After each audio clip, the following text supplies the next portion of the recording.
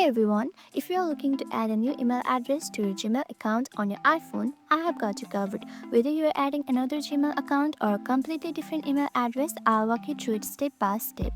Let's dive right in. First things first, open the Gmail app on your phone.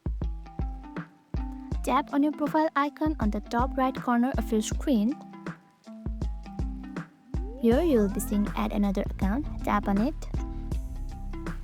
Tap on Google. Tap on continue. Next, enter your email address for the new account and tap on next. Then enter the password associated with that email address. Tap on next.